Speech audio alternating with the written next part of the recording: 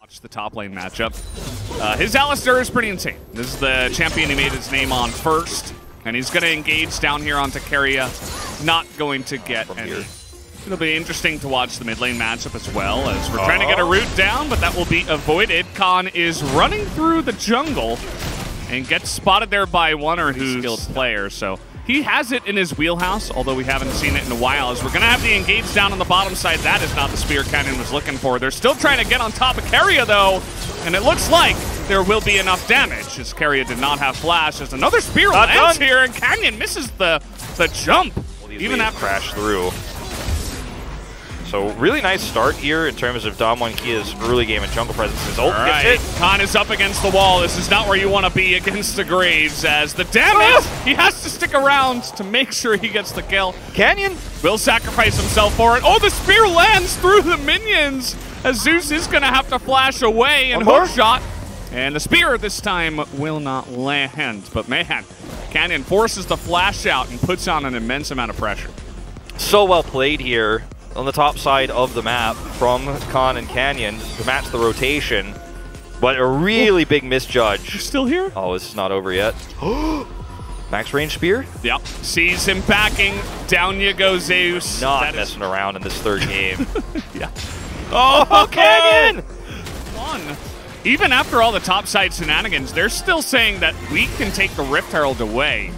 And they started it pretty early on. They get that smoke screen down. That's going to be good. So T1 do pick it up, and Beryl, he's not even level 6, so he just throws his life away. Both teams have had some really nice decisions in this game, as we're going to watch this again. You can see right now Canyon's just nowhere near for a smite. Beryl gets picked for this, but they do deny the eye. But the bottom lane, that's where the real action is. That's the real trade, as you pointed out. Yeah, you know you get the gold from the Rift Heralds. The one thing they miss out on is, of course, the Ocean Drake. Look at this, Kanya he's so good at baiting this. I mean, this has been multiple times in a row now, although they don't have the lockdown and there's a teleport coming in. Doesn't look like Damwon-Kia noticed it, and now here's Clozer. Thinking about small skirmishes, but nothing crazy in the lanes. All right, engage comes down here. Beryl has everything available. Those feathers from the Featherstorm, unfortunately, still here. Level 9, by the way, to level 8 of Warner. Just trying to poke them away, but finally we have a giant spear into the back of the Rel. And this is just like a shooting gallery. The Canyon's literally just standing here throwing spears. Like, that's it. Yeah, Seraphine's rotated over. She has ult. Careful, Teddy. Oh, the stun is big on the Attract Repel there. Going to deny the follow-up from Beryl, but the charm does come in. Where's the follow-up, as that's a 3-man root, but the damage comes in from Teddy. Can't quite catch up to Beryl, though, as that's going to be going over to Canyon. And also Showmaker picked up the kill onto Clozer. And so, 2 kills now for Damwon-Kia. They're thinking about diving and picking up a couple more. With the minion wave crashing in here, they're definitely going to go for it. Yeah, Beryl gets in there. He's going to be ignited down. That's 2 kills to the Rel at the end of it all. As now Zeus comes in with his teleport. A little bit lackluster there. By the way, with all the pressure in mid, just alone, and that's doesn't want to fight him.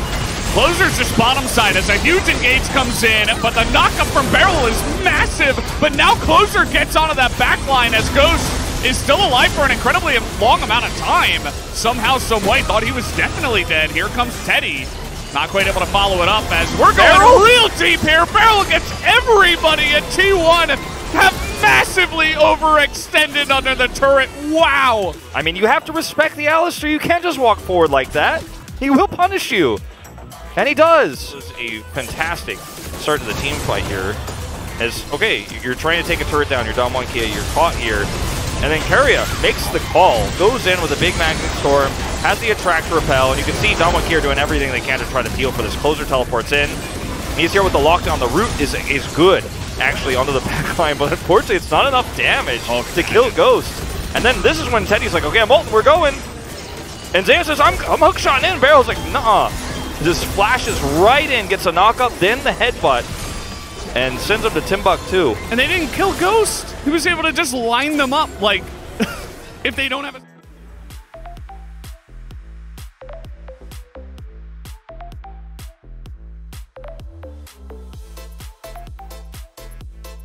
Because the clear time is so quick and because they reacted so quickly and backed away so early, they still get the Drake regardless, and all Zeus gets is a top turret, which is fine, but watch Barrel, man, the man of the hour, comes through. He's tanking the turret and then sees Keria on the side, sets up the Pulverize, and the collapse is real. The turret goes down so quickly, so there's no fear of any follow-up punishes right now. What's scary here for me, for T1, is they don't have vision on the Baron. Kana's dead. He can't do anything here. The 2v1 is just too much. But will they stop the Baron? I just don't think they can.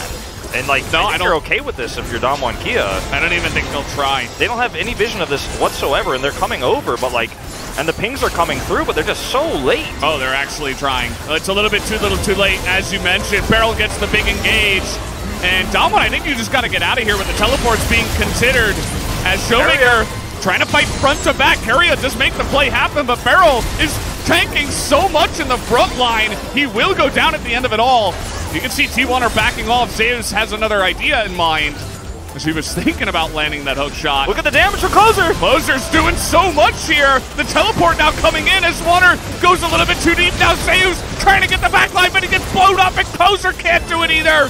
And Teddy alone tries to make the miracle happen. He might just be able to, but not quite.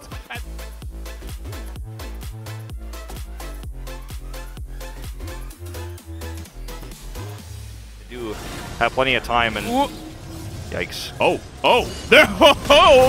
I don't know about this one. Right on top of a cannon barrage, and also Barrel gets the engage. Keria is just dead, but at least Wonder got the dragon, but it's still going to be just a massive death circle for the side of T1. They all die, and Damwon Kia with that ace will take game number 3. Damwon Kia come in with a very strong early game. Canyon's Lily pick gets them so ahead early on, and they're just able to turn this into such a massive lead.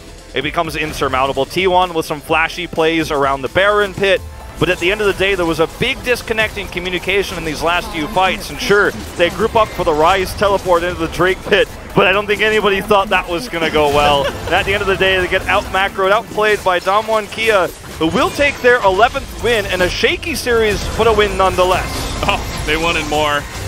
And they're not going to get it. Keria will survive, but it doesn't matter because T1...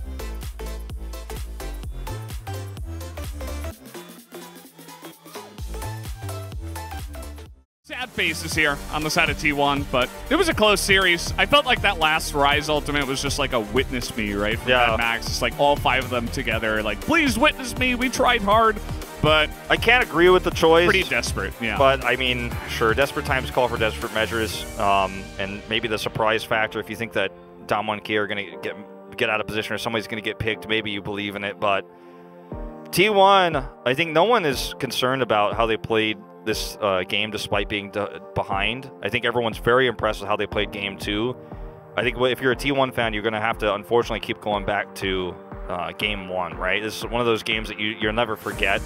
The follow right? His support kept dying in the bottom side, and then this was kind of hilarious at the end. Like, they have so many ways to lock you down in that pit. You just kind of, I mean, it was a really flashy looking surrender button almost. It felt like this move. You know, it was just one of those situations where it's like, well, if we just give Infernal Soul, we lose anything. But I feel like there were actually options in this comp that they had this time that it wasn't just GG from the Infernal Soul. You can try to avoid fights against Damwon Kia. Maybe. It wasn't going to look good, right? But I think I would have liked to see something else than that flashy surrender button. Yeah, me too. You know, unfortunately we didn't, but I was hoping for more. I was hoping that maybe T1 could pull some miracle defense off, but one thing you notice in this, as we watch comms, which there's not a lot being said here. Killer.